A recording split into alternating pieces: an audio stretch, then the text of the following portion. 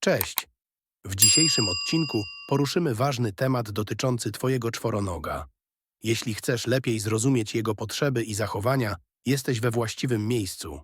Chcesz wiedzieć więcej o swoim pupilu? Zostań i posłuchaj. W tym odcinku przygotowałem dla Was coś szczególnego. 2 spojrzenia, 2 światy, 2 opowieści o czułości. Bo przecież każdy z nas, kto dzieli życie z czworonogiem, zastanawiał się choć raz, czy mój pies naprawdę kocha smyranie za uchem? Czy głaskanie po brzuchu to jego największa przyjemność? A może są rzeczy, które lubi jeszcze bardziej? I co z kotem, który przysiada obok, łypie okiem i sam decyduje, kiedy wolno nam sięgnąć ręką po jego futro? W pierwszej części tego odcinka opowiem o tym, co psy kochają najbardziej, o ich ulubionych przyjemnościach, które często wykraczają poza to, co nam, ludziom, wydaje się oczywiste. A w drugiej części przeniesiemy się do świata kotów, tych niezależnych dusz, które mają zupełnie inne sposoby na czułość, bliskość i przyjemność. Jeśli chcecie być na bieżąco z kolejnymi odcinkami, koniecznie zasubskrybujcie ten kanał. Dzięki temu nie przegapicie żadnej opowieści o naszych zwierzakach i ich niezwykłym świecie. Dla wielu psów nie ma nic bardziej ekscytującego niż wyprawa na spacer. To nie tylko okazja, by załatwić swoje potrzeby fizjologiczne, ale przede wszystkim chwila, w której świat staje przed nimi otworem. Przestrzeń nasycona zapachami, dźwiękami, śladami innych zwierząt to dla psa coś więcej niż codzienna rutyna. To jak czytanie gazet, jak zanurzenie się w opowieściach, które zostawiły po sobie inne istoty. Im dłuższy i bardziej urozmaicony spacer, tym więcej bodźców do przetworzenia, tym większa radość i satysfakcja. Dobry spacer daje psu nie tylko fizyczne zmęczenie, ale też psychiczną równowagę. A gdy zmieniamy trasę, zabieramy go w nowe miejsce, do parku, na pola czy do lasu, wtedy dopiero zaczyna się prawdziwa psia przygoda. Psy uwielbiają odkrywać. Każdy nowy zapach to jak otwarcie nowej księgi, a każde drzewo do oznaczenia to jak zaznaczenie obecności w świecie. Gdy pozwalamy im na takie doświadczenia, okazujemy nie tylko zrozumienie, ale i szacunek do ich natury. Zaraz obok spacerów, ważne miejsce w sercu wielu psów zajmuje zabawa. I nie chodzi tylko o rzucenie piłki. To może być przeciąganie sznurka, gonienie się po ogrodzie, zabawy w chowanego, a nawet wymyślane na poczekaniu gry, które budują więź między psem a człowiekiem. Aportowanie, choć nie dla każdego psa równie interesujące, dla wielu jest rytuałem pełnym ekscytacji i dumy. Gdy pies wraca z podniesionym łbem, trzymając w pysku zabawkę, czuje się ważny, potrzebny, nagradzany. A każda wspólna zabawa to coś więcej niż rozrywka. To budowanie relacji, nauka komunikacji, okazja do wspólnego śmiechu i zmęczenia, które przynosi spokojny, głęboki sen. Nie można zapomnieć o jeszcze jednej rzeczy, którą psy kochają bez pamięci – o kopaniu. Dla wielu opiekunów to zmora, dziury w ogrodzie, przekopane rabaty, piach na łapach i nosie. Ale dla psa to nie tylko zabawa. To sposób na rozładowanie emocji, na eksplorację, na realizowanie wrodzonego instynktu. Kopanie dołków jest jak forma ekspresji, szczególnie dla psów o wysokim poziomie energii. Pozwólmy im na to, może nie w ulubionej części ogrodu, ale w specjalnie wyznaczonym miejscu, gdzie będą mogły kopać bez wyrzutów sumienia. Kiedy mówimy o tym, co sprawia psu radość, nie możemy pominąć kontaktów z innymi psami. Nie każdy pies kocha towarzystwo, niektóre są bardziej samotnicze lub mają złe doświadczenia, ale większość to istoty stadne, które potrzebują kontaktu z innymi czworonogami, by być w pełni sobą. Wspólne gonitwy, powarkiwania, turlanie się po trawie – to wszystko buduje ich poczucie przynależności i bezpieczeństwa. Dobrze dobrana paczka psich znajomych to coś w rodzaju szkolnej klasy, pełna emocji, czasem konfliktów, ale i śmiechu i wspólnego uczenia się świata. Kolejna rzecz, która wydaje się mała, a ma ogromne znaczenie – rzucie. Psy uwielbiają rzuć. To dla nich naturalny sposób na relaks, odreagowanie stresu i nudę. Gryzaki, naturalne przysmaki, bezpieczne patyki – wszystko to, co pozwala im zająć się czymś przez dłuższą chwilę, przynosi im ulgę. Rzucie ma działanie uspokajające, a dla niektórych psów to wręcz rytuał kończący dzień, coś, co pozwala im spokojnie zasnąć. Wiele psów kocha naukę. Brzmi to zaskakująco? A jednak szkolenie, szczególnie oparte na pozytywnym wzmocnieniu, jest dla psa jak gra, jak zabawa z nagrodami. Psy uczą się chętnie, bo kochają być rozumiane. Kochają współpracę z człowiekiem, a każda komenda, każdy gest, który prowadzi do pochwały, smaczka czy nawet uśmiechu opiekuna, buduje w nich poczucie sukcesu. To jak szkoła, w której każde dziecko dostaje złotą gwiazdkę za starania.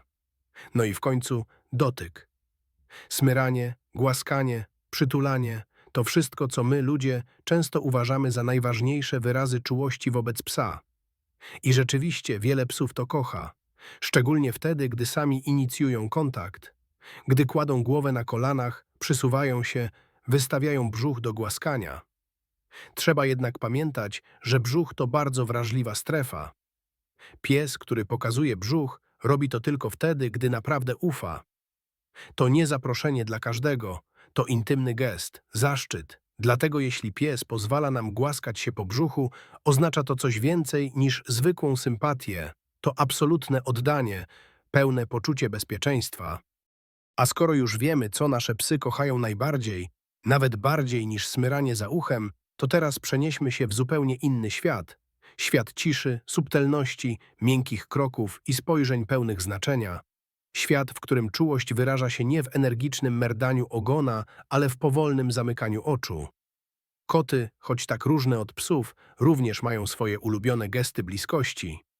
I chociaż nie powiedzą tego wprost, możemy się dowiedzieć, co sprawia im największą przyjemność.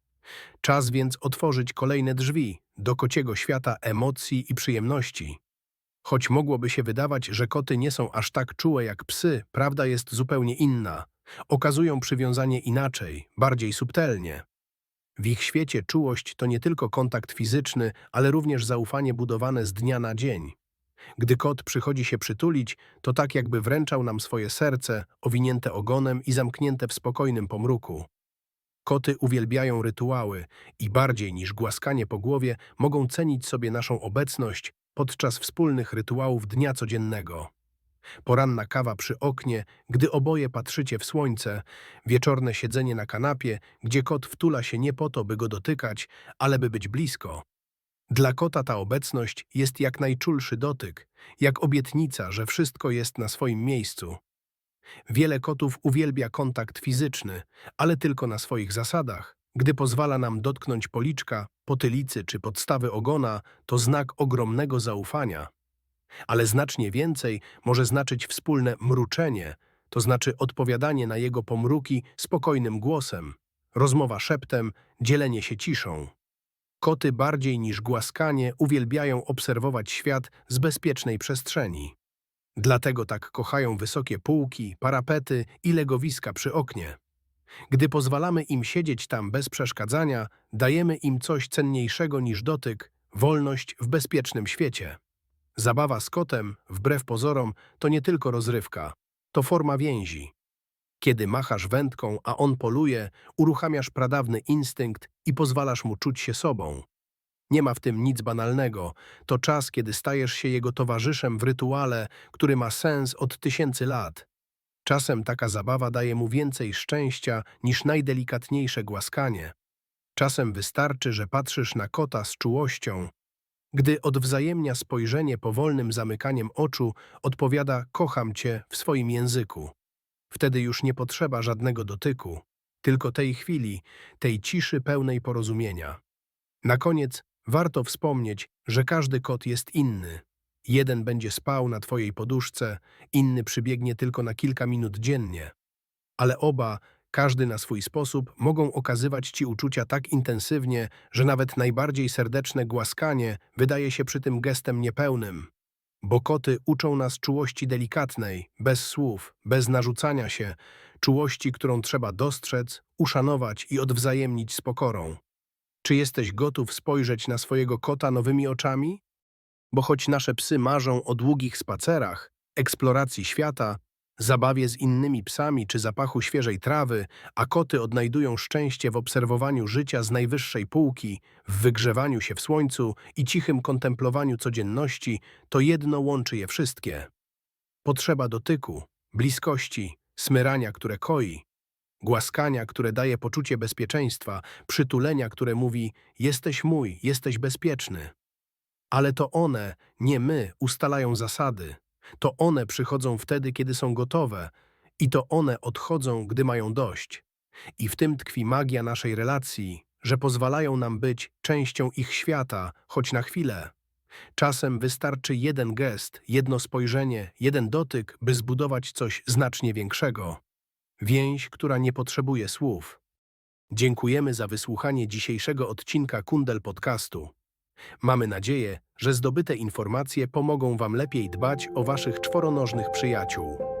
Zapraszamy do słuchania kolejnych odcinków i dzielenia się nimi ze znajomymi.